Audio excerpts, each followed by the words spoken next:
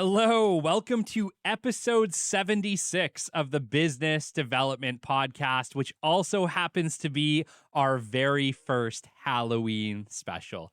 Today, we are graced with author Brennan Storr, author of A Strange Little Place, and host of the Ghost Story Guys podcast. And I am very, very excited to have this conversation with him. He is one of my favorite horror authors. He is Canadian. Stick with us. We're going to learn about authorship, podcasting, and get a little scare along the way. Stay tuned.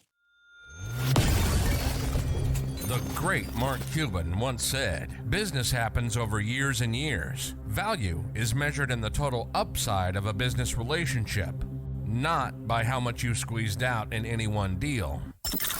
And we couldn't agree more. This is the Business Development Podcast, based in Edmonton, Alberta, Canada, and broadcasting to the world. You'll get expert business development advice, tips, and experiences, and you'll hear interviews with business owners, CEOs, and business development reps. You'll get actionable advice on how to grow business. Brought to you by Capital Business Development, capitalbd.ca. Let's do it. Welcome to the Business Development Podcast. And now your expert host, Kelly Kennedy.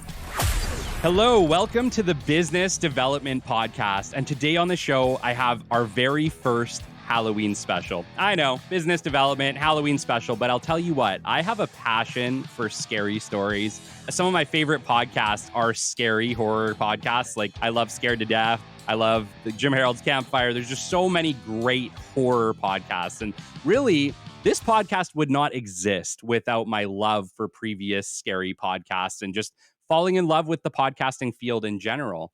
And so I decided that for this day, Halloween special, I'm not sure what episode it is because we are pre-recording. I will let you know when we get there. But today I have an Albertan horror author, Brennan Storr. Brennan Storr is a versatile creative based in Victoria, BC. He is the dedicated host of the Ghost Story Guys, a podcast that has captured the hearts and imaginations of over 4 million listeners since January 2021. Brennan has been fully immersed in the world of podcasting, sharing captivating tales of the supernatural and the unexplained alongside his co-host, Paul Bestall.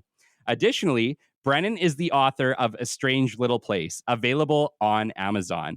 It is a compelling work that explores the enigmatic stories that defy explanation, inviting readers to embark on a journey into the unknown. With a keen eye for visual storytelling, Brennan's skills as a photographer and graphic designer add depth and creativity to his podcast, enhancing the overall experience for his dedicated audience. Brennan, I can't tell you what an honor it is to have you on the show today. How are you doing? Hey, I'm great. Thank you for having me. It's an honor for me to be here. No, not at all. You know, I reached out to you, and I reached out to you because I absolutely love your book. I love A Strange Little Place. I think it is the best horror compilation book ever written in Canada. That is my opinion of your book. I think it's so well done. And, you know, when we started talking and we talked about your journey as an author and now as a full-time horror podcaster, you have a podcast called The Ghost Story Guys. And yeah, like an absolute ton of episodes. Yeah, like I needed to know your story. This is one for me. This podcast, this particular one is for me. And it's an absolute pleasure to have you on. So, you know, take us back. What has that journey been like? Who is Brennan Storr? Tell us from the beginning. So I grew up in Revelstoke, BC, or a part of Alberta, as I'm told. It's a hop, skip, and a jump. That's fair. I mean, I think attitude-wise, we're very basically Alberta. Yes. But yeah, so I grew up in Revelstoke. I lived there for the first 24 years of my life. Revelstoke's a mill town. You know, my old man he worked for the railroad. He drove cab and then kind of dropped off the map. You know, my mother worked in a grocery store. So I grew up very working class. Creative stuff was just not on the radar. I was always a quote unquote smart kid, but just was, you know, they didn't really know how to encourage you in that direction, right? I mean, they did their best, but you only know what you know. Yeah. And so that I could ever do anything creative long-term, just, not a thing. So graduated high school, worked in the family store, ended up moving out to the coast here in 2007, out to Victoria. And I basically, the way my brain works, I'm neurodivergent a number of ways. And so my brain I have to be shown something before I can kind of understand how to make it happen. Yes. And I was lucky enough to meet my now wife, who kind of said, here are some work options that are not making sandwiches, which is what I'd done in my family deli for a long time. And I just kind of expanded out from there. And in 2009, I started thinking, I used to like writing in high school. I should start writing again. And I wrote a restaurant review blog, of all things. Oh, really? Yeah. Awesome. And to talk about a wrong-headed way to go about it, I would spend hours writing these sort of dense reviews full of jokes that no one really cared about. I won an award, and I think this nicely illustrates how my creative life has gone. I would Yeah. spend hours writing these restaurant reviews. I won an award for a tweet. That's amazing. Yeah. I was nominated for best blog and funniest tweet. And I'm not lying when I say I cheated my butt off to win that best blog award, and I still won best tweet. And even now, I produce this, but the Ghost Story Guys, which, as you mentioned, we've got about 4 million total downloads, Oh, sort of about 30,000 people a month. And my most popular thing I do is our Instagram account, where we have about wow. 93,000 followers. So Yeah. it's just sometimes things flourish in unexpected ways. But yeah, that's what got me started writing. And then I'd always had odd experiences. I wouldn't say I was a believer. I was raised Catholic. I always like to say it didn't take very well. So I was very much an atheist. I didn't believe in anything. But I had a few weird stories that my family would tell me. And, a couple odd experiences of my own that I couldn't quite classify. And I would tell them at parties. It was one of those things where everyone's had a few drinks, you break it out, everyone gets a little spooky. It's you know what it's like.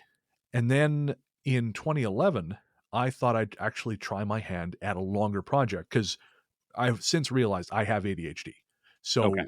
it is difficult for me, or was difficult for me, to stick with a project long term, Yes. not understanding that. I always just thought I was someone who gave up easily, which, as it turns out, is not the case. You just kind of have to work with your brain chemistry. Yeah. But I didn't know that at the time. So I thought, I'm going to plan a trip, I'm going to write about it, and I'm going to see if I can pull that off. And if I can pull that off, maybe I can write a book. So I picked the Mr. Olympia competition in Las Yep. Vegas. I drove down to Vegas, and I blogged about it the whole time. Got to Vegas. I researched the hell out of the Mr. Olympia bodybuilding competition before that. So I wrote bios of all the major competitors. I predicted my predictions for the top three, and went there, took pictures, met a lot of people, wrote about it. And of course, I had no idea how to sell this to anyone. I didn't know. I still, to be honest, don't know how that works. Mm-hmm. The freelancing world is a mystery to me, but I did it for myself to prove that I could. Yeah. And just before I left, I submitted an entry to a story competition here in Victoria called So You Think You Can Write. So I went to Vegas, did that thing.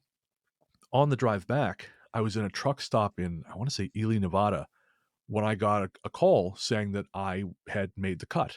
I was one of the final four contestants in So You Think You Can Write. So Amazing. the whole way coming back from Mr. Olympia, I was composing these stories, my assignments. I remember being in Revelstoke on my laptop in the A&W, composing one of the stories. And that was sort of my introduction to writing, as an adult, essentially, and getting this indication that, okay, maybe I can actually do something with this. Yeah. And it was a few months later, after that contest was over, I was walking around town with a friend of mine, telling her some of these ghost stories, and it just clicked in my head. I thought, geez, I wonder if I could do something with these. And it kind of started in my head as a family history project, because I didn't want to out and out say I'm going to write a book, because Yes. in past I'd said I'm going to do X, and it just kind of hadn't come together. But I went back to Revelstoke and I just talked to some people, and it kind of went out from there. I treated it a little bit, I used to read detective novels. I still do. Yeah. And so I thought, what would one of my detective novel heroes do? And so I went to the museum and I started asking questions, and I got some names, and I went to those houses and I talked to those people, and it went out from there. I just want to mention, for our listeners, this is one of the things that makes this book so well done. You can tell that the amount of research that Brennan went into to write these stories and make sure that he gets the authentic accounts from the real people is absolutely next level. And I think that that's what sets your stories apart, Brennan, from some of the other stories that I've heard or read. And it's just literally the amount of detail and the amount of, firsthand evidence or firsthand reports that are part of this book. Well, thank you. I appreciate that. It was a big point of pride for me to do it that way because I read about 60 paranormal books before I kind of started this project. And one of the things that bothered me about that topic is there's a lot of many people say, or Hmm. they say, and it would really bother me saying, well, who are these Yeah. people? Who is they? Yeah. And so I thought, no, we're going to have first hand interviews with people, and it was nuts. I mean, at one point, the first edition of the book is much more specific about names. Yeah. The second edition, which was just released last year by Beyond the Fray Publishing, I did away with that because it was a hassle. But to show you my commitment to getting the names right, I actually had to hire a courier in Cave Creek, I think it's Cave Creek, Arizona, to go to a house in the suburbs, have an elderly gentleman sign a release form, bring it back to the office, and fax it to me, Just so you uh, could use the name. so I could use the name. So I Yeah. was that at the time. I was working as an office manager for a consulting company, so Yeah. it was very important to me to be as factual as possible. And at the time, that meant I have to have all the right names because Yes. otherwise, people are going to say, "Oh, well, that's not true." Hmm. Again, my commitment to that has wavered somewhat because getting people to sign off is a nightmare. Sure. But in terms of making sure I got first person stories, that was, yeah, very important. And I actually helped put to bed a famous American true crime story in the Really? process of this. Yeah, I won't tell you the whole story, but there's a famous American fugitive from, I want to say, 1885, who took off. He was a clerk in the Capitol, I think, and he took off with payroll. I think it was about $75,000 at the time, Wow. and he disappeared with his mistress, and he left behind his wife and kids, and he is buried in Revelstoke. Wow. Yeah, Oh goodness. Yeah. Craven Silcott. If there's any history buffs out there, Google him. I think I wrote an article for Rev Quarterly about Craven Silcott. But yeah, he is buried in Revelstoke as, I think, under the name Edwards. Wow. How did you come across that? How did that come to light? So the most famous haunted house in Revelstoke, and of course, that something is famous does not necessarily mean the stories about it are true. Although there are, I have verified stories from that location going back at least to the 1950s, but that's another conversation. It's called Holton House.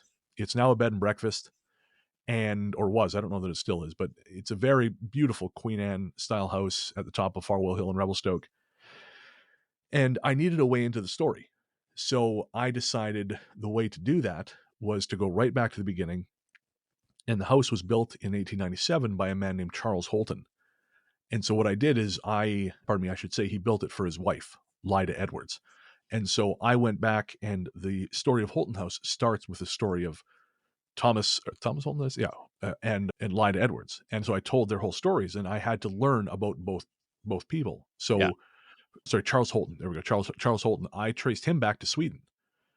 His family back to Sweden. I found the record of their passage. I actually discovered his family lied about where he was born in order to have him declared an American citizen, Oh wow. because he was born in Sweden, but Okay. when they arrived during the first census, they claimed he had been born there.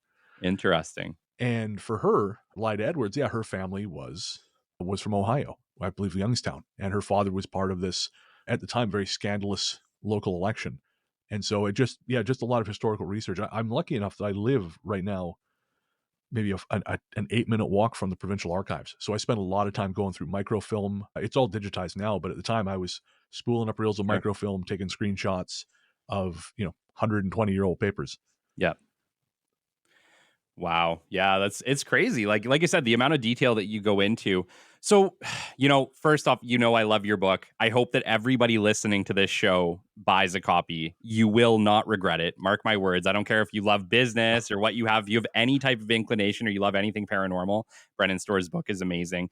Brennan, you're the first published author that I've had on the show. I've had authors on the show where, they wrote a smaller book or a book that was, not necessarily what they do, but this is a substantial book. what what is that process like? For the listeners that I have on the show who maybe are thinking about writing their own books, what is the process of writing a book and then getting it published? What is that process like? So I was wondering that myself when I started. And again, I have no connection, or had no. I know more people now, but at the time I was a grocery clerk from a little town in the mountains. And so I had no connection to the world of publishing. I had no idea how any of that worked. And so I knew that if I tried to solve the whole problem at once, I would freak out and I wouldn't even start. So I forced myself to just focus on the writing. And then when I felt the writing was done, then I would deal with publishing, which is what I did. Yeah. And so actually, thanks to our mutual friend, Jim Harold, who I can't stress enough, Jim is a wonderful, he's not just a great businessman. He's been doing this, full time for 17 years. Jim's Totally. a great person. Yeah. And I was listening to his podcast and I went through all his authors that he'd had on in, say, the last year. I made a spreadsheet of their names, the names of their book, and I found out who published their books. And I went to each publisher's website and I looked for their submissions and I figured out who were taking submissions and who among them required you to have your own marketing plan, because that's not something I knew how to do. Okay. And so I needed someone who was going to do, or at least help me do all of that. I needed at least help. I could do it some, but I needed pointers. Sure.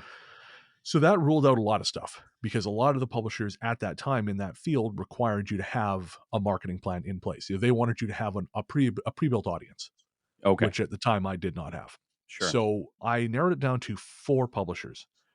There was Llewellyn out of Minnesota, and then there were 3 British Columbia-based publishers who didn't specifically do ghost books, but they did like folklore. Yep.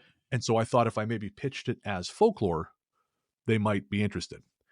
And I should say right up front, my story is this is 8 years ago now, and 2, it's atypical even for the time. But what I did is I printed off like a binder. I basically printed off not a binder, a manuscript. Yeah. And had them bound. I had 4 of them done, and I just mailed them along with a letter to each of the 4 publishers. And from what I understand, that normally doesn't work, because publishers receive unsolicited submissions all the time. They go on the slush pile, and most of them never get read. Sure.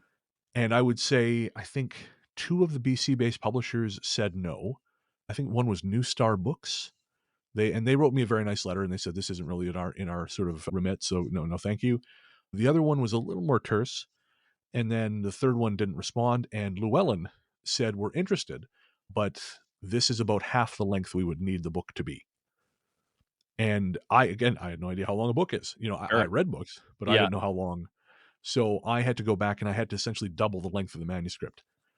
Which Interesting. is some of which I did for additional research, and some of which I just really squeezed the research I had, because I had hours and hours of taped conversation, which at the time I was having to transcribe myself, because now you have software to do that. Yeah. You have Descript, and you have all these wonderful programs that would have saved me dozens of hours. Yes. But at the time you didn't have that.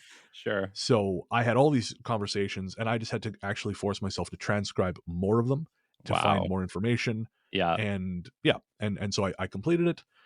They, the editor who who read my submission, she had to pitch it to her committee, which she did, and they liked it. So then it was just a process. It took about a year from signing the contract to actually putting it out. And even then, when it was out, the publisher, Vanessa, or my publicist, Vanessa, was wonderful. She was a wonderful person. But as a new author, no one cares about you. Yes. You are the lowest man on the totem pole. And what I learned is you have to take a guy, like a strong hand in your own publicity. So I would argue that I think I did about 35 shows over the course of promoting Strange, which is kind of crazy for me to think about now. I found most of them myself. Wow. I would say maybe about 10 of them they found. The biggest ones I found, like Coast to Coast Radio, which had an audience of millions. I found that one. I got on that one myself. Mysterious Universe at the time, which had a massive audience. I found that one myself. They brought me Jim Harold. And this is actually something that's valuable to think about for authors. Make friends in your space, but you don't have to be overbearing about it. With Jim, what I would do is guys like Jim Harold and Micah Hanks, they used to have live streams. And so I would just pop up in live streams, and I would ask ask a couple good questions, kind of fix my name in their heads, and I would just do it every now and again. I would pop up in a stream and ask a question or make a comment. Yep. Never try to control the floor, never be overbearing. Just say, hey, I'm here, trying to be a helpful member of the community. And then when the book was getting ready to come out, I was able to go to Jim and say, hey, man, I'm doing this book. I would be honored if you would write a foreword for me. And because by that point he knew my name, Yeah. he agreed to look at the manuscript, and he wrote me a very lovely foreword. Oh, And man. that got me on the Paranormal Podcast, Yeah. which was huge. And actually, when I started doing Ghost Story Guys in 2017, I was helping my, at the time, co-host Ian promote his book. And having the connection to Jim and getting him on Jim's show took us from 300 downloads an episode to 1,000 downloads an episode. Wow. So those connections paid off down the road. Yeah. Yeah. No, I believe it. Like I said, like that's where I heard of you, right? Like I was listening to the Jim Harold podcast, his paranormal podcast, Right.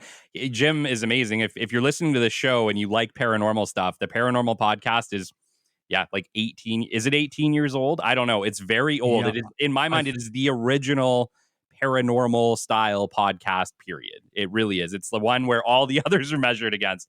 And he has all these amazing authors come on the show and talk about their new books or, whatever, if they're creating new film or something like that. So if you have like interest in the paranormal at all and you haven't come across it yet, that's an amazing place to go back to. He's got multiple shows. But yeah, I remember listening to that and, you telling a few of the stories and then, that you were originally from Revelstoke. And I was like, oh my goodness, like there was no question. I had to get your book. I think I bought it right there that moment. And I was not disappointed. I absolutely love it. I really believe that it is the best local or Canadian ghost stories book I think I've ever read. And it's like, I've been reading them since I was a kid.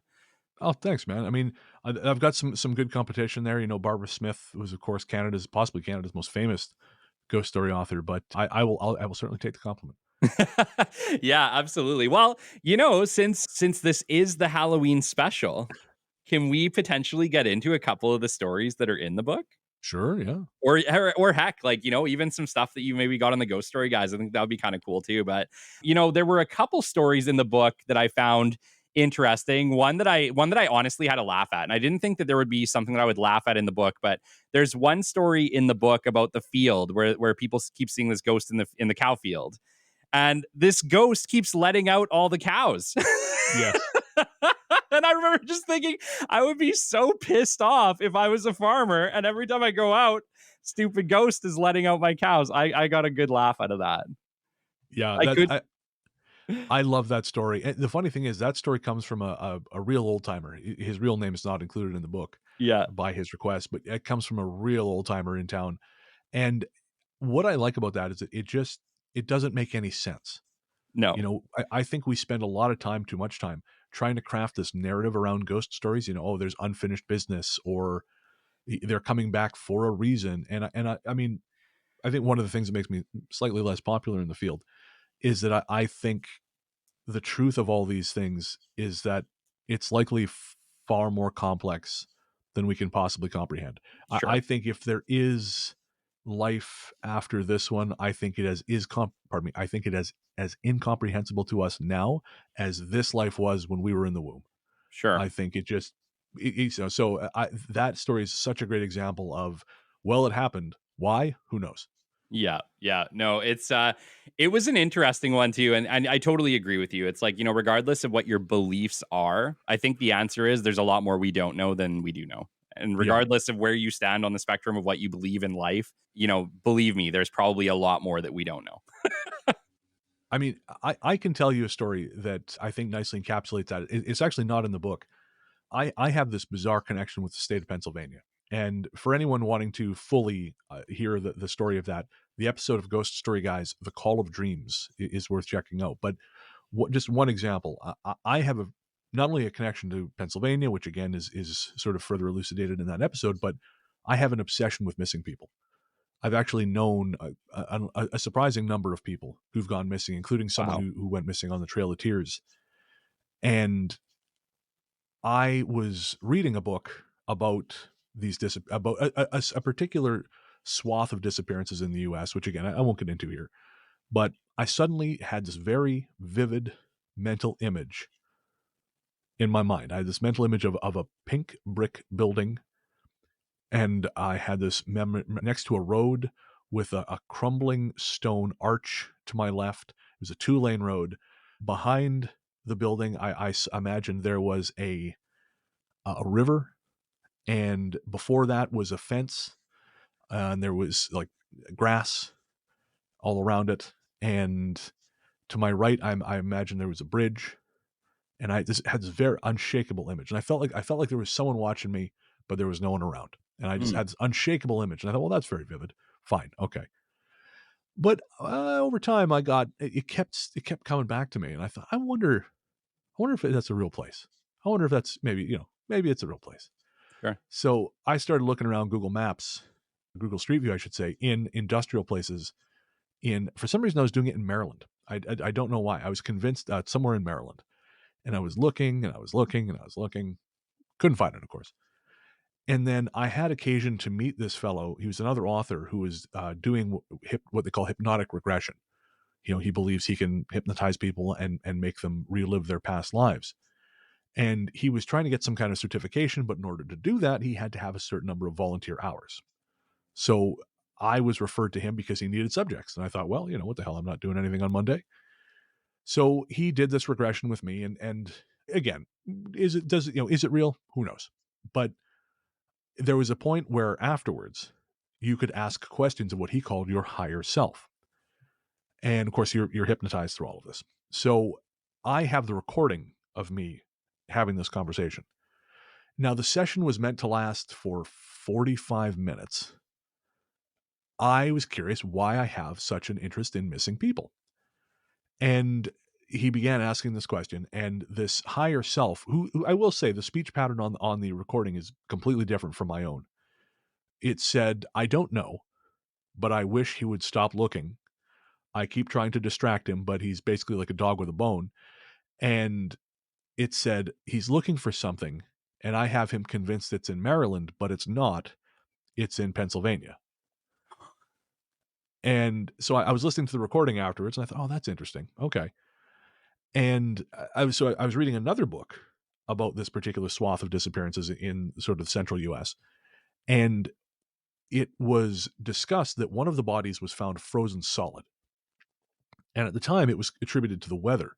But the pathologists who were reappraising the case, they said, well, in actual fact, the weather is not cold enough to freeze a body solid. You would freeze, but there would be a warming and cooling over the course of a day. This body was frozen so solid, it had to sit at room temperature in a pathologist's office for a day before they could do anything with it. And he said the only way that could happen is if it was frozen, flash frozen, using commercial technology. Wow. And so I thought, oh. And so I Googled a set of terms incorporating this and the things I'd seen, and I found it. It's a real place. Wow.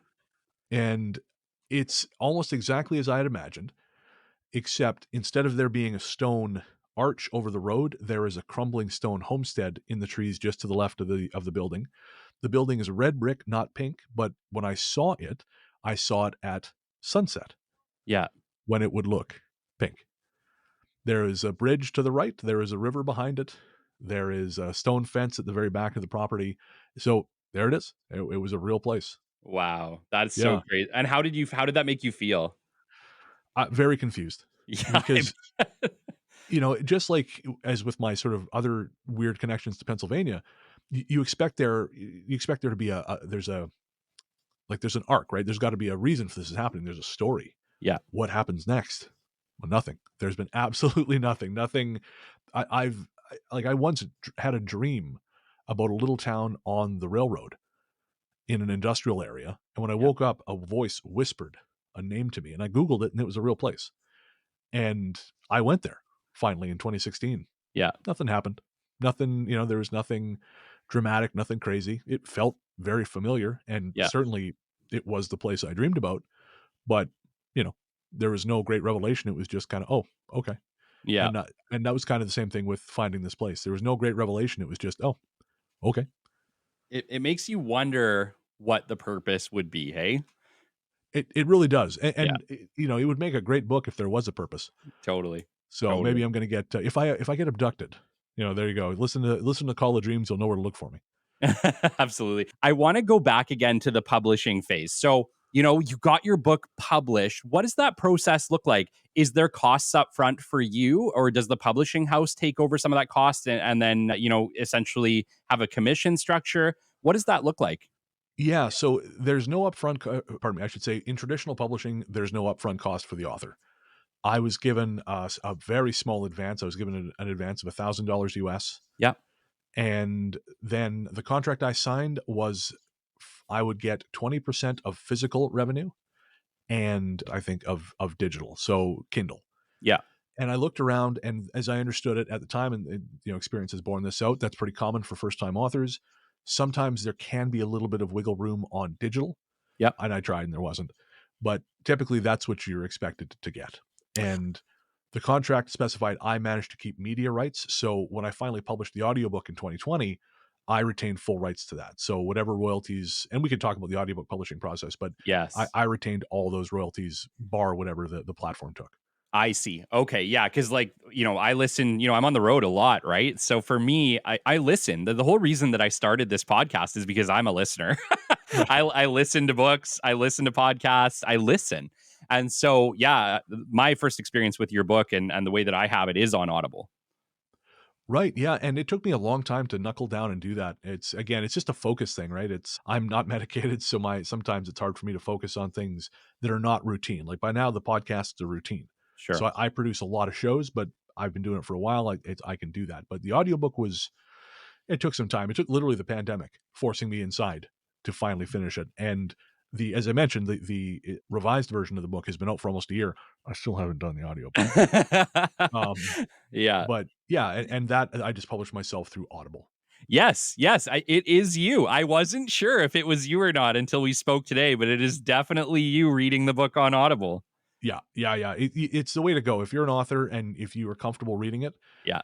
that's the way to go. Because paying someone to read it is expensive, Mm-hmm. and your royalties from Audible are minimal, especially if someone's buying the book using Audible credits, which I do. I have an Audible subscription myself. Sure. I think I would get about $1 something Okay. from those sales. Yeah, and for example, one time my book was randomly chosen as the deal of the day, and so what that means is Audible heavily promotes it. Yeah. And to give you an indication, I think this is great proof that all you need is promotion, the right promotion, because my book for that day was on the bestseller list, sandwiched between Matthew McConaughey's new book and The Queen's Gambit. Wow. And we moved more copies in that day than I had up to that point in the preceding year and a half. Yeah. Wow. In a day. In a day. I think we moved 2,000 copies in a day. And my end of that was less than $1 per copy. Oh boy. That hurts. It hurts. I was spending money in my head. I don't mind telling you. So I was looking at my previous revenue and kind of my previous per unit cost or per unit royalty, and I was thinking, oh, that's about $4,000 or $5,000. I could, I had a business that failed, I was part investor of a business that failed, so I was financially hurting at that point, and I thought, oh, this is going to help. Sure. And instead, it was just enough to pay off the rest of the credit card bill my former business partner had left me with. So it was helpful, but not as helpful as it could have been. Yeah. No kidding. Like, what is being an author a lucrative thing? Is it something that like people should consider doing for the good of the world? Or is it something that is just frankly good for you? Like, it's one of those things where I feel like when most people write a book, they think, oh, this is great. This might be like a great passive income strategy. Is that the truth? No, it's not. I mean, especially with the advent of AI, there's a thing going around on TikTok. They're telling people that a great side hustle is just have AI write a book for you and put it up on Amazon Marketplace. So what that's doing is, maybe the first couple maybe pulled that off, but what that's doing now is it's just filling the market with dross that's drowning out legitimate authors. And even those legitimate authors, it's hard to make a living. I mean, most of them are doing other things. Yeah. I was fortunate enough to go to an event for Andrew Piper in Toronto in May. Andrew's a very successful Canadian horror novelist. And I was surrounded at that table by talent. I was, Steve Stredd, who's actually living in Edmonton right now, Duncan Ralston, Tim McGregor, extraordinarily talented people. And they all have full-time other jobs because they make pennies. I shouldn't say pennies, but they make very little money from their books. They have solid audiences. Like Duncan Ralston's Womb went viral on TikTok. He's sold a lot of those, but Yeah. he still works for a cable company because that's what pays the bills. And I would say that, we moved total between physical, digital, and audiobook about 6,000 copies of Strange. Yeah. And my total intake was, I would say, probably less than 10,000 US. Wow. Wow. See, I think that there's a misconception that people that write books are always doing fairly well. Oh, Right? no, no, But it's no, no. because it's so quiet. And like, you ask anybody, how many authors do you even know? And the answer is probably none or like one. Well, Right? it's the same thing with filmmaking because, as we're seeing with the strikes right now, everyone thinks movies, like people who make movies are millionaires, Sure. but they're not. There are by far more working class filmmakers than there are wealthy ones. Mm-hmm. And so many of those guys, their gap between films, especially directors, they're just maxing out credit cards until they get the next film, which pays off the previous film, the debt from the last time you're out of work. Wow. And that's very common. But there is this sense among artists where you kind of have to, and I see it with podcasts too. You can't let them see you bleed. Mm-hmm. People like to bet on a winner. And so if they know you're struggling, well, maybe they're a little less inclined to, oh, maybe this guy, if he's struggling, maybe he's not very good. Instead of most people are struggling, Sure. but they don't want to let on. And that's something I try to be open about, I mean, as you mentioned, I'm a full-time podcaster now, but even myself, I'm moving to London, Ontario here, hopefully in a few weeks, and I'm going to have to find work just because, and I've been trying to find work here in Victoria. I just can't. But yeah, I have to find work because while I make, reasonable amount of money making the show, Yeah. it's not enough I can't save money. I can pay my bills. I can get by. I cannot save money. There's Sure. just not enough there. And so if I want to have any kind of financial stability, I need additional income. So what has that meant for your writing career? I've got the one book and that's it. And I have no intention of writing. I mean, I would like to write fiction. Mm-hmm. I've, again, about 6 started projects in fiction. I've actually written some audio dramas for our podcast. I really like doing that. Yeah. But in terms of another ghost book, like Strange, no, the money, it doesn't balance. It cost me probably almost as much to write it as I got from it. Because again, Yeah. I had to physically take time off work, go to Revelstoke, which was a 2-hour ferry ride and then a 7-hour drive away. And, I'd pay for my food. I had family to stay with, thankfully. But if I tried to do that anywhere else, I would have to pay for lodging. Yeah. And that would just very quickly become a non-starter. And also, yeah, it's a time-consuming process. You have to be able to last. And unless you're getting a sizable advance, that's just not realistic. Yeah, yeah. Like, I've toiled with the idea of writing a book because I love books. I really Right. do. And I love business development. And at some point I think I'd like to put those two together. But same kind of thing. It's like I can't imagine, like, what is the timeline? Like, how long did it take you to write Strange? Because I know it's not an easy process. Okay, so I mean, I should say I wrote it in fits and starts. So it took me 3 years, Mm. but it would not take me that long now. Like it took me in the second edition, I've added about 30 pages, and I would say that took me much less time. That was because I'm a much quicker writer now, and yeah, Sure. again, it's more of a process. But even the authors I know who write a book every year, guys like David Weatherly, they're doing a bunch of different stuff in order to make ends meet. They're just not making it from books. What I will say though is, if you feel called to do that, Mm-hmm. don't let economic considerations stop you. Sure. Because even though Strange, didn't burn down the house, I didn't get rich. Strange led to my meeting my former co-host, which led to the podcast. The podcast has led to me being here and a bunch of other things that would not have happened otherwise. Yeah. No, I agree. I think that there's steps, right? And we don't always see them, but it's like I wouldn't be where I'm at with the business development podcast with my business had I not taken a whole bunch of steps that led me to this space and taken the opportunities as they presented, met the people that were presented to me, had great interviews like this that led to the next things. Like, there's a lot of synergy. And I've talked with a lot of my, entrepreneurial guests about coincidence. And I think it's kind of funny being a Halloween podcast that we might talk about this. However, Sure. I think at this point, I am truly a believer in synchronicities and one step leading to the other. And everything that you doing up to a certain point has led you to where you are today. And I feel like if any of those things had changed, you may not be where you're sitting. They all take you here. That's very true. I mean, as I mentioned, I had a failed business the business failed in 2018, early 2019. It was financially devastating. I was a minority investor in a cannabis company Mm, that just didn't survive legalization. And I mean, there were other factors at play, but that was, a large part of it. And it was just, again, I took a massive financial hit. My mental and physical health took a huge hit. I recognize the internal strength I had to develop from that is now helping me accomplish the things I'm accomplishing now. yes. I think yeah, you have to take something from the struggle. You have to like try and let those things guide you instead Yeah. of kind of letting them take you down. And one of the things I love to tell people is always try to be listening, because you never know what you're going to learn. For example, my brother-in-law is a high-level social media consultant in the UK. Now, we don't talk a bunch, but he consults for the government. Like he recently had a meeting at Number 10. He consults for various, NGOs and celebrities and things like this. And he has a group chat where a bunch of social media professionals just kind of shoot the breeze. And so I am kind of just embedded in that thing like a tick. And I just try and grab little bits of information from there. And so someone mentioned this app called Camo that allows you to turn your cell phone into a webcam. That's a much higher quality camera than most commercial web cameras. Sure.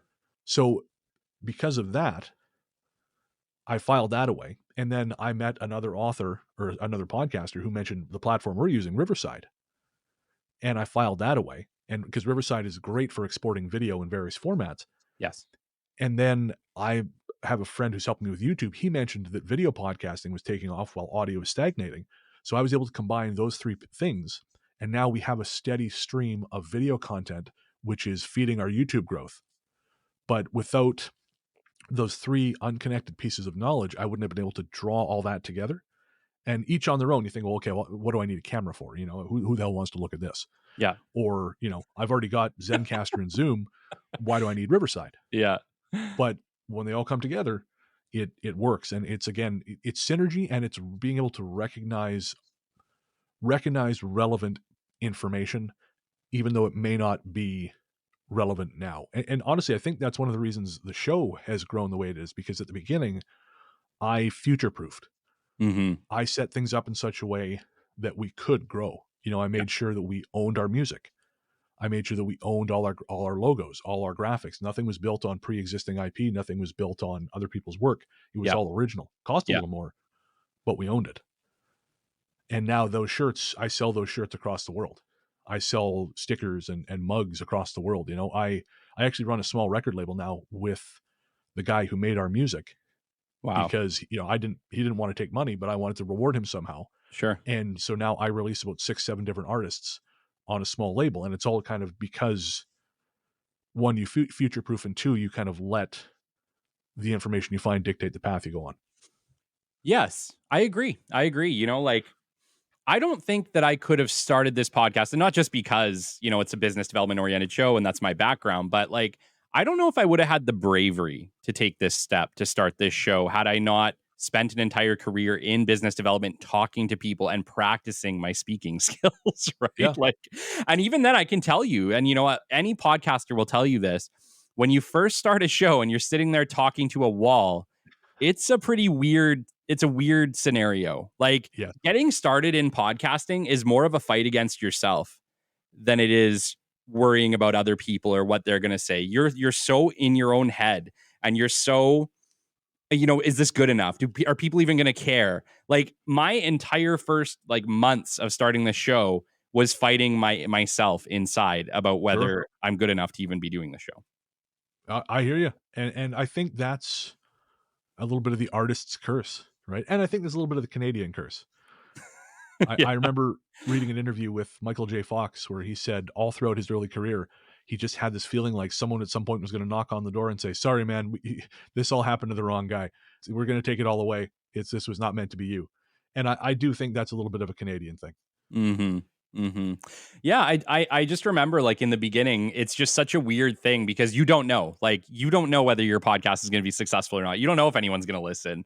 And when you're doing those initial recordings and just kind of learning and learning everything, because for me, I'm self-produced. So like I had to learn audio production, I had to learn, hosting, Yep. advertising, how to figure out everything. And so for me, it was like a brand new job, brand new experience over and above my actual job, which is Yeah. all of us, right? Just starting out in podcasting. And yeah, I'm so thankful though. I love it. I absolutely love podcasting. I love business development. So the two go together and I get to have amazing interviews like this, which I look forward to. But yeah, it's all synchronicity. None of this could have happened without previous steps leading me to this place that I didn't recognize at the time were leading me here. And I think that that's truth for everybody. Yeah. I like another great example is in 2011, I wanted to get on the radio. So I thought I was going to volunteer up at the University of Victoria campus radio station. Now I've never been to university. I just have a high school education, but I thought, oh, I would love to be on the radio because I just grew up loving radio. Sure. And while I was up there, I met this Pakistani journalist who was a political refugee from Pakistan. And so he came here and we became friends and I started working with him and we eventually I helped him start this startup newspaper. And the lessons I learned from him were not, I think, the lessons he intended to teach. And I'm not going to talk about all of them here, but Sure. one of the lessons I learned is don't try and do everything yourself. Because I watched him, and this was actually a mistake I saw my business partner repeat in the cannabis business, is intelligent people try to do everything themselves because they think they're the only ones who can do it right. And one of the things I learned is, no, that's not true. And I watched both those guys hamstring themselves Yeah. because they refused to delegate. And so that's something I've tried to do as much as possible with Ghost Story guys is I've tried to say, oh, who wants to help with this? And, we're currently, I'm training up an editor who's helping me out like just on a volunteer basis right now. Yeah. Yeah. And she's great, but I still I have to fight that instinct to be, oh no, I can do everything myself and go, no, Sure. no, you've seen how this goes. So you can't be the spoke that everything goes through or the hub through which everything goes, because if you go down, the whole machine goes down. Yes. Yes. And No. that was, again, like just, I I was had the gonna great say. luck of these bad experiences. Yes, I see both sides. Right? Because on the other hand, it's resources. Do you have the resources to be able to upkeep that extra training, that extra person to produce? It's like, I think every podcast is like, I can't wait for the day that someone else can deal with the production of this show. I guarantee it, because once you get into podcasting and you recognize, okay, like there's a lot to this. It is not just getting in front of a mic and having a great conversation. There is a whole lot of back end work going on behind the scenes to make this show public to you, the listener. Sure. And I agree, though, it is something that I feel like I've gotten really good at. Thankfully, I have Cole, and Cole helps me as well, and I'm learning to do better at that delegation. But I totally get where you're coming from the like, I know how to do this, I know the way I want it done, and I want to make sure it's perfect every time. So I want to take it on. But the extra hours in your life that takes is more than I'd like to admit. Yeah. And on the flip side of that, when you cede control fully, which obviously I could never do because I'm a control freak, but when you cede control fully, it makes your life easy, but you have this sword hanging over you. And an example of this, we recently had a couple podcasters on our mini show, the hosts of a true crime show, and really wonderful people. But they had recently returned to their primary true crime show. Yeah. After being headhunted by a major network. They were headhunted by AMC. Wow. To do a show for them. And so full salaries, they had a full team underneath them. They had writers, editors, producers. All they had to do was turn up, say the words, and it was all taken care of. And at one day, AMC just decided, there's not as much money in this podcasting thing as we thought. So after a year, they just line item vetoed the entire division, not just their show, the entire podcast division, hundreds of people. And so, it's kind of like you built your house and it doesn't matter how nice your house is. When the volcano goes, the volcano goes. And that's the danger of fully ceding control.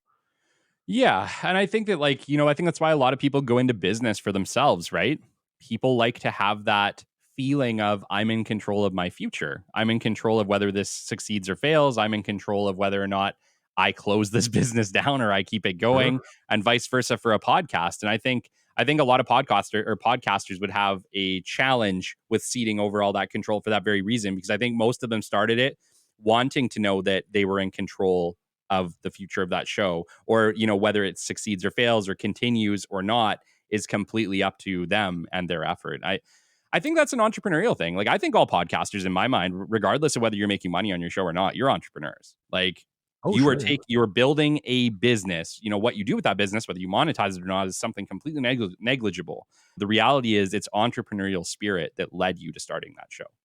Yeah. Yeah. I couldn't agree more. Yeah. So, you know, we've talked about authorship, and I appreciate it because I don't know much about it, but I've always had questions, and I think you've answered a lot of them. Do you have any advice for a new author? What would you say if somebody wants to write a book, but they're just afraid to take that next step? What piece of advice might you give them to encourage them? I would challenge them to identify the fear more than anything. What are you afraid of? You know, are you afraid of the time commitment? Are you afraid of failing? And to that, I would say, you know, failure is irrelevant. I mean, it's not failure unless you've set yourself up for it. So if you're going to start writing a book, you know, don't advertise it. Don't say, I am now writing the great Canadian novel. Don't be that guy.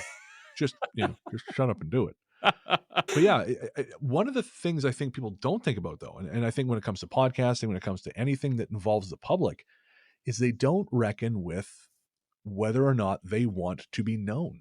Mm.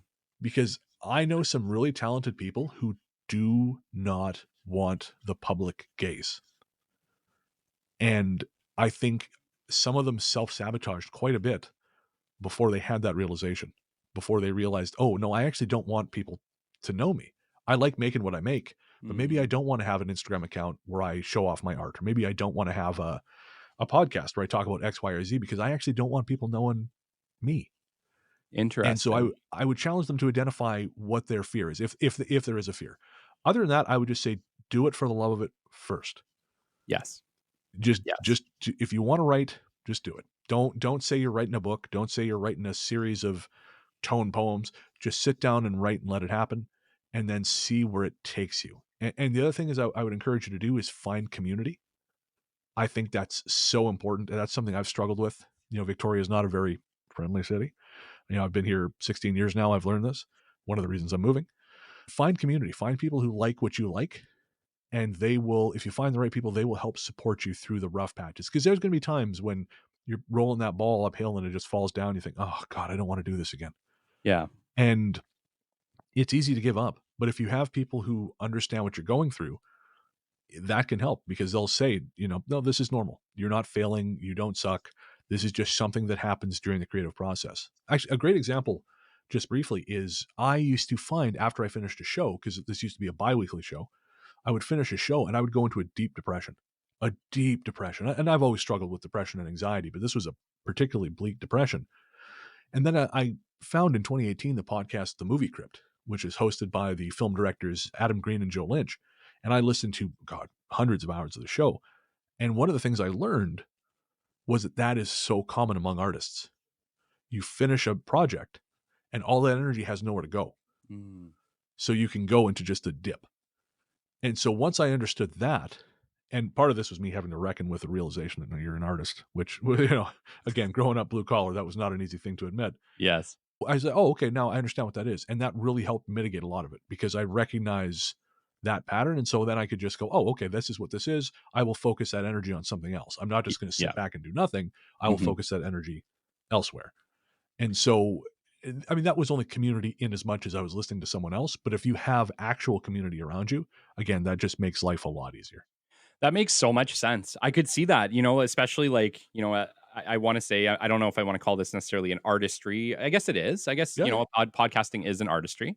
But I guess what I'm getting at is I could see that if you're putting so much of your time into something and then that something just vanishes and you don't have anything to put there, I could definitely see how that could be incredibly hard on you.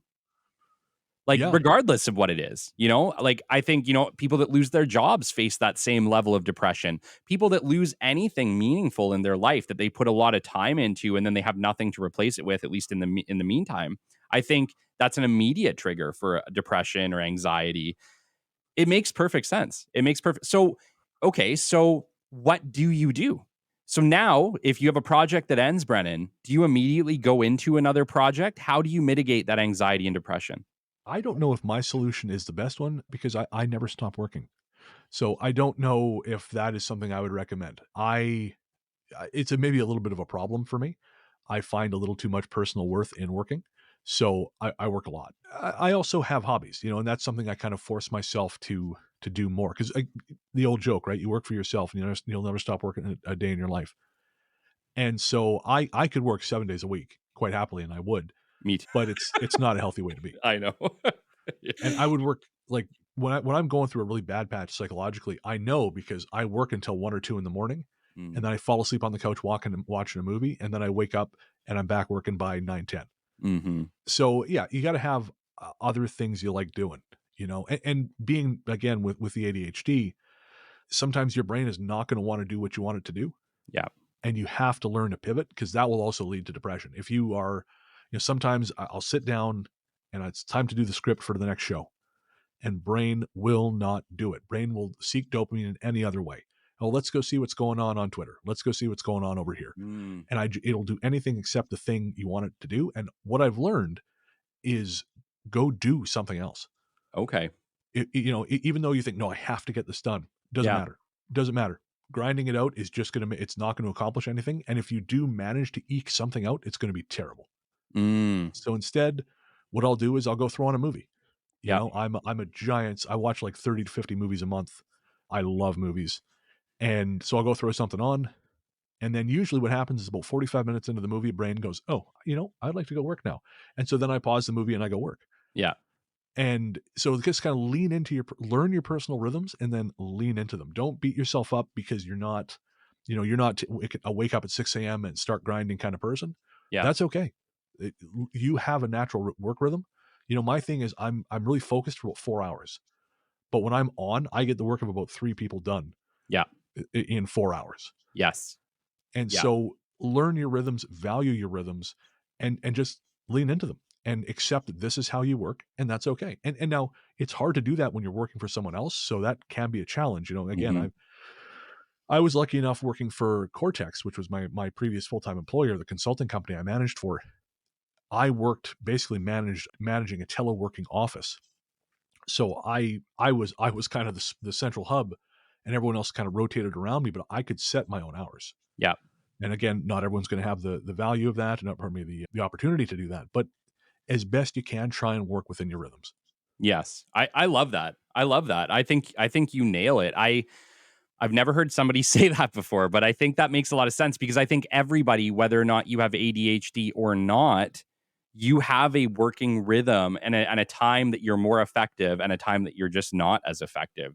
And so I love that idea that like not all 8 hours are created equally. And I believe that wholeheartedly. If you have an 8-hour day, that doesn't mean that all 8 hours you're going to be full productive. You might only be full productive for 2 or 3 hours, but in that 2 or 3 hours, you might be able to knock out 8 hours worth of work. That's it. And, one of my great pet peeves when it comes to work and emotional stuff, but work especially, we'll focus on work, is we have this wrong-headed notion that because something is happening in your mind, it's just in your head. Well, you know what's in your head? In your head is a bunch of fatty tissue and chemical impulses. Everything that's happening in your head is real. It is a physical, tangible thing. You just can't see it. Yeah. And if you don't pay attention to those rhythms, well, this is it's a little bit crass, but this is the example I like to use. I tend to use this more about like emotional expression, but it works for work too. If you have to, again, pardon the expression, take a crap, and you don't do it, what happens? Does it go away? No, it doesn't go away. Yeah. It just builds up. It builds up. You get uncomfortable. You get crampy. You become a really difficult person to be around. You start to stink, and eventually it comes out anyways. And it makes a huge embarrassing mess. There's no difference between that and the chemical impulses that make up your emotions and your biorhythms. They are chemical impulses in your head, and you cannot. Stoicism is. Well, one, stoicism is usually poorly understood, but two, you can't be entirely stoic. It just doesn't work. Some people can, just as some people can go a long time without taking a crap. Mm-hmm. So I know some people they go once every 2 days. Bless them. I wish, but most people that's not true. And just because your brain doesn't work that way doesn't make you less. And in fact, learning to harness that makes you more. Yeah. So you can't ignore these things just because they're, quote, in your head. Being in your head is not an indication that something is not real. And anyone who says that has a very limited understanding of how the human body works and is not an example to be followed. Yeah. What is real for one person, just because you don't experience it the same way, doesn't mean it's not real. That's it. The human body is, sure, we are all mostly alike in function, but we're not entirely alike.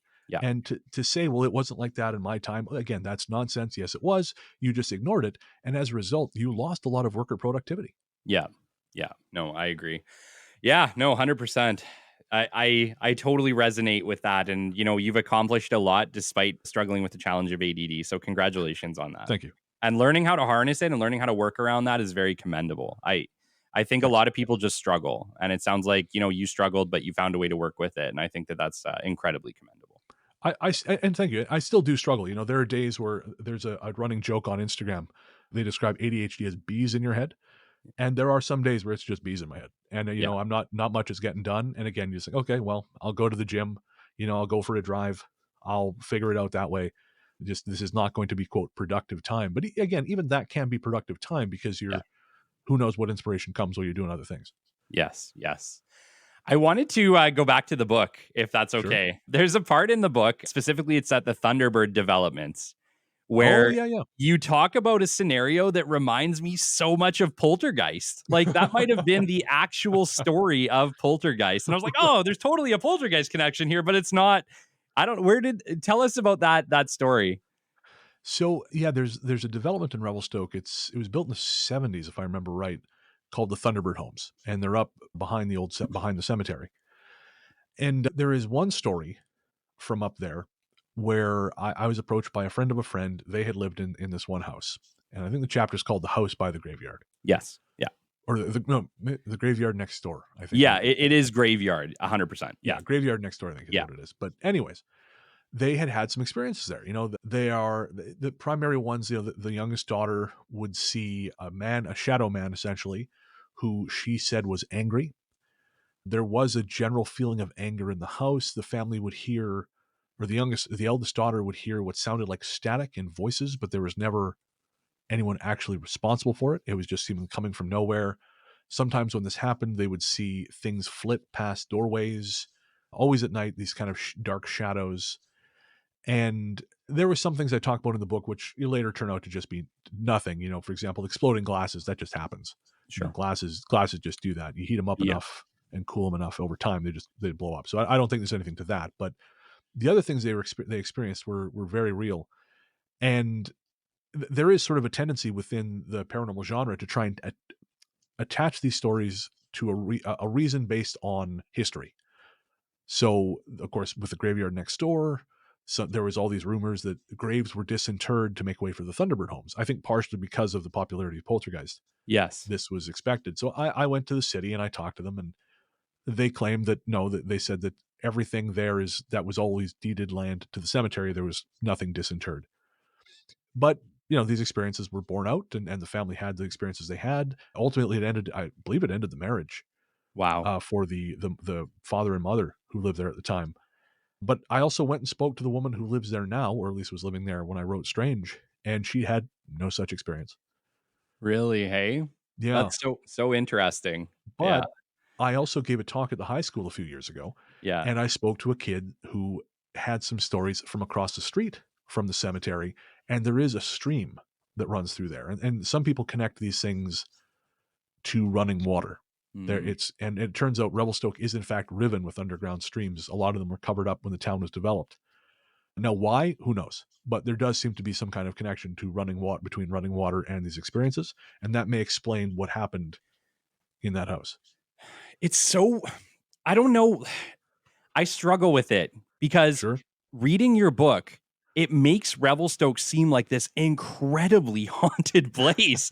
Like the amount of things that people are experiencing from, and I know you don't touch on it per se, but like UFOs to say ghosts to gremlins to Bigfoot, like it seems like it has everything. And do you think that there is just something particular about your hometown that is making it such a hot spot for paranormal activity of all types?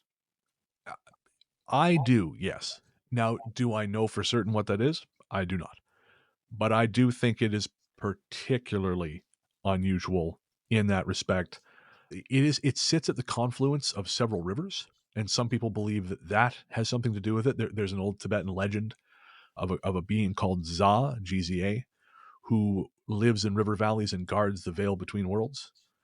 And I actually talk about that connection a little bit in the new version of the book. Okay. And I won't get too deeply into it here. But so, the confluence of river valleys, some people believe that has something to do with it. But yeah, I do think it is a particularly unusual place. I've had this backed up by other people who claim to be sensitive to such things. There's an interesting concentration of missing people around there. Yeah, it's a strange, it's a strange little Strange place. little place. But by and large, people there don't know it. Yeah. Most of the stories in the book were unknown to me. And again, I spent the first 24 years of my life there. And it comes in weird waves. Like, for example, you reached out to me. I hadn't heard anything about Strange in a very long time. It Really? just kind of, yeah. I run a website, hauntedrevelstoke.com or .ca, I can't remember which, or strangelittle.place.com, where people can send in stories from Revelstoke. Yeah. But I haven't had much. And then you contacted me, and then I was contacted by a woman who lived near the sawmill who had a story for me. And then I was contacted 2 days later by a researcher from Kamloops who did some work at the Three Valley Gap Hotel and wants to talk more about the actual phenomenon in Revelstoke. So Revelstoke kind of comes in weird waves into my life, even though I haven't been there in almost 2 years. And as it turns out, as all this is coming up, I am headed back there this coming weekend. Not this weekend, but next weekend. Yeah. So it is. It seems particularly strange. And I wonder if not all towns have a certain level of strangeness and people are just not talking about it. Or, like you said, it's anything to do with this subject. I can totally get being a professional and being like, look, I don't really want to talk about this. I can totally understand that side of it, right? Because it's like, you got a business or you got all these other things going on and you're like, look, I don't want to be the crazy guy in the town. But I wonder how much weird things people experience in everyday life, wherever they are, not just Revelstoke, but around the world, around Canada, wherever you're at, where it's just not talked about. But somehow you've managed to find all these people in one town and put together, frankly, an astonishing amount of information regarding a very small place in Canada. But it seems to be this incredible paranormal hotspot. Well, no, thanks, man. Yeah, I think this stuff is more common than we like to think. It just is, but quite often there is what people expect when they hear the words ghost story, and there's the experience of it. And the expectation is usually a small Victorian child or someone in period dress. Sure. And we've actually had listeners write in to say, why is it always someone in period dress? How come there's no ghosts in yoga pants? Mm-hmm. And the thing is, people do talk about that stuff. It's just the popular narrative is X. So that's what gets repeated on shows because that's what people want to see. They don't necessarily realize that's what they want to see, but that's what they want to see. But yeah, I had a friend of mine, she cleans houses here or used to clean houses here in Victoria. And one day she was in the house. She had her headphones on. It was a really nice old house out in the country. She was cleaning a mirror, had her headphones in, and she looked up and there was a woman standing behind her. And she just went, oh, shoot, I didn't realize someone was home. So she pulled out her headphones, turned around to say hi. The woman was gone, and what remained looked like a figure of a human cast in frosted glass. Mm. And then it just dissipated like smoke. Weird. But it was real. This person, again, she was not expecting something spooky. It was the middle of the day. And she called me right away. She said, hey, this just happened. I don't know what to make of this. Yeah. And that's not uncommon. Another friend was out for a walk one day, and she saw a guy gardening, and the guy looked up at her, and he looked really surprised, and he disappeared. Wow. Like the ghost looked surprised? Well, see, that's a question. Now, is there somewhere a man telling a story about a woman walking up into his yard, seeing him, and disappearing? Interesting. Like a parallel world or a parallel dimension.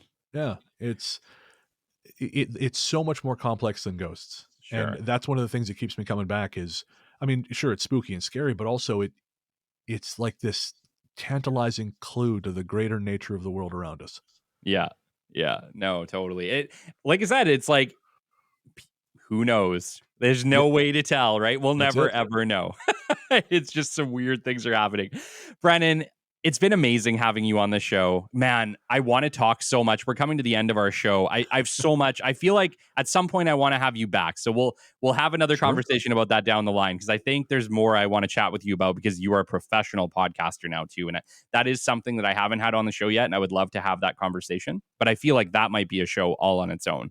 But, I wanted to chat with you because your family, was it a deli that your family owned in Revelstoke or was it a grocery store? It was a grocery store with a deli counter. We were Okay. my mother was half owner with her business partner, yeah. So you've had a lot of experiences in this book. There's multiple chapters where you chat about your experience. I think one of them is chapter 11 for people that are referencing the book. Oh, yeah, yeah. Um, but you spent a lot of time in Bocce's. Not only did you spend time there, you actually lived in the apartment above the store. I did indeed. Can you tell us about your experience at Bocce's? Yeah, so I that was the first place I lived. I basically lived at home. I graduated. My mother said you have a year to live at home, and then I'm going to start charging you rent. So I moved out. I think that winter I moved out into the apartment above Bocce's, and I mean, when you consider what I was paying for rent now, it's ludicrous. I mean, that apartment would go for I think 10 times as much, but it was Revelstoke in the early 2000s, so everything was cheap. Sure. And again, I didn't have much of the way of belief about this stuff. I just filled it with all the crap that a 20-year-old, or yeah, I guess 19-year-old fills his first apartment with. I had a foosball table. I had a beer fridge. I had Yeah. a home theater system, all that crap. And I would fall asleep listening to music in the other room. It was sorted. And then over time, I kind of became nervous about sleeping with the door open in my Mm-hmm. bedroom. And so I thought, oh, that's weird. Okay, so I closed the door. And then I felt like, I gotta lock it. I'm gonna lock it. Oh, that's weird. And then over time, I didn't feel comfortable having music playing in the room anymore, in the Yeah. next room. So I turned that off. And then one night I was laying in bed, getting ready to go to sleep, and it had been a busy day at work. And sometimes I get that, when you're laying in bed, things just like the noise of the day is kind of in your head. Yeah. And I just wasn't thinking too much about it until I realized the noise of the day wasn't just in my head anymore; it was in the room. And it wasn't the noise of the day anymore. It sounded like someone was having a dinner party. I heard glasses clinking. I heard the low murmur of conversation. And I was the only person in this building. There were no other apartments. It was an enormous apartment that ran the entire top of the building, and the store was long closed. And I like to joke, I very bravely kept my eyes closed and forced myself to go to sleep. But I had a whole series of these kinds of experiences. And then I had a girlfriend move in, and she went through exactly the same thing. She loved having all the space, and then all of a sudden she wasn't comfortable being there, X, Y, and Z. Finally, she wasn't comfortable being there alone. Yeah. And I eventually moved out, and I happened to be at a Denny's one night, and a waitress came over and said, "Hey, you lived above Bocce's, right?" And I said, "Yeah." She said, "You ever notice anything weird up there?" I said, "Like what?" And she described exactly the same progression of emotions as I'd experienced. And later I met another tenant who had exactly the same thing happen to them. And I think the thing that really weirded me out is after I moved, I was working downstairs one night. I was doing the books at the end of the day, and the store was closed. I was the only person in the building. The upstairs apartment was empty. The landlord had been showing it earlier in that day. Yeah. And as I sat there, I heard what sounded to me like bass, like from a party.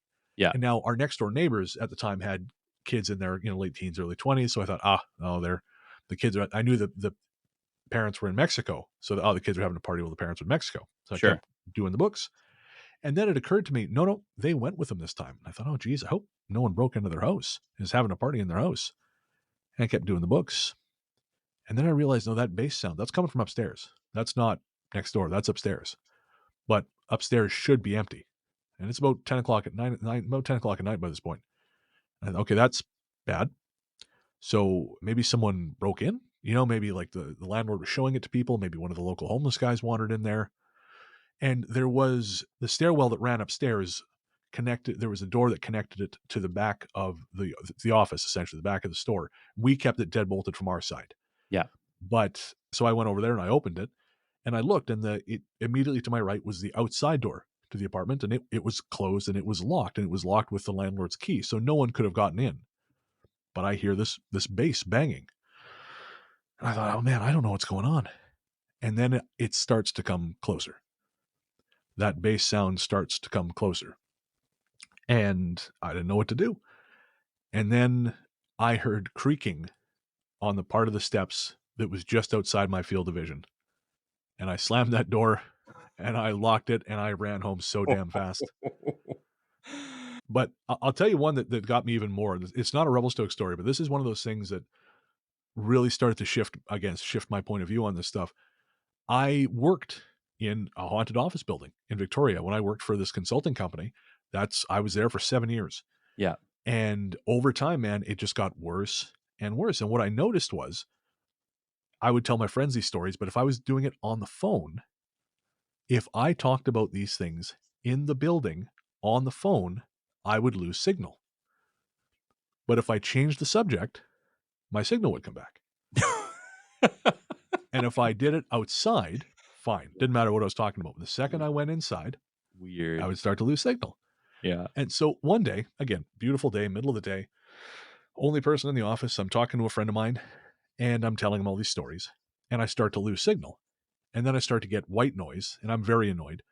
And then I hear him talking, but it's all distorted. It sounds like this. It sounds like...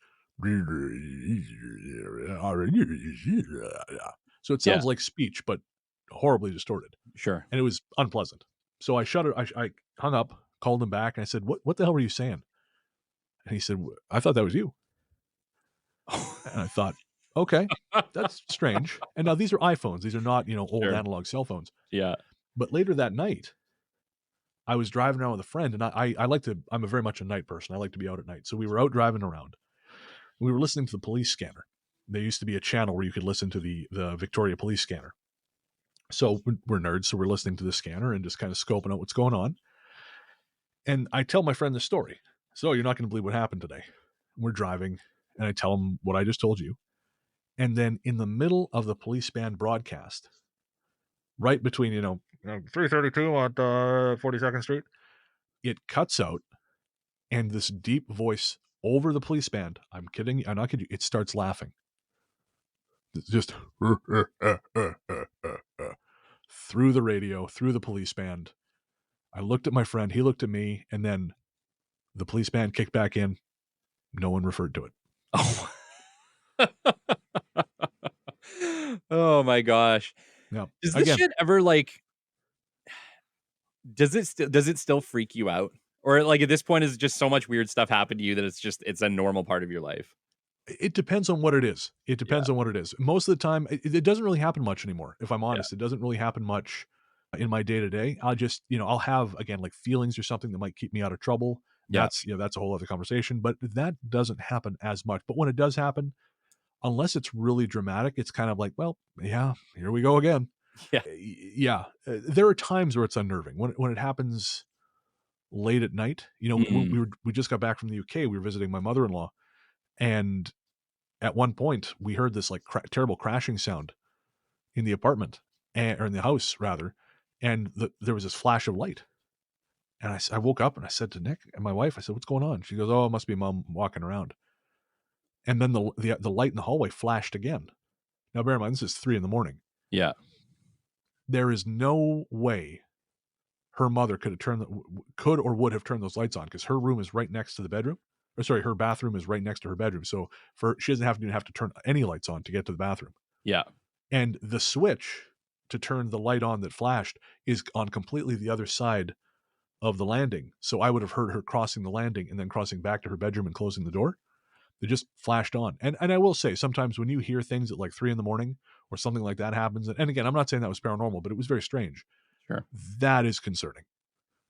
There was a time I was laying in bed with Nick, and I heard what sounded like 2 girls in the living room talking about the movies on my shelf. And I got up because I thought someone had broken into my house. Sure. There was no one there. Weird. So, oh man, I get chills just thinking about that. That's like a shiver down my spine.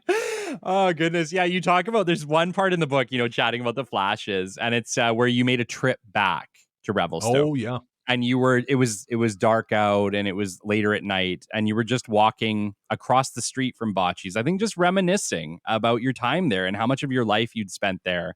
This is after you hadn't worked there anymore, or you weren't living there either. And you mentioned that you're standing across the street looking at Bocce's, and then in the upper window there's a blue flash, and you're thinking to yourself, like, that's so weird.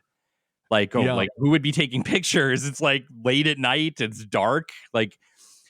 And just as you think that, the blue flash goes through all the windows in the whole building. Holy crap! I would shit my pants. I ran. I ran. I again very bravely ran. And what's interesting is that happened again in Victoria months later. No way. Yeah, I was in my office and I heard what sounded like paper rustling in my boss's place, boss's office. So I went in to check. He wasn't there, and there was nothing in there. So I went back into the main reception area and I saw what looked like a photography flash. Yeah, and I thought it was someone outside. Then I realized no, it happened again. It was coming from the conference room. I went into the conference room. There was no one there. There's no camera. There's no flash. There's no light. Wow.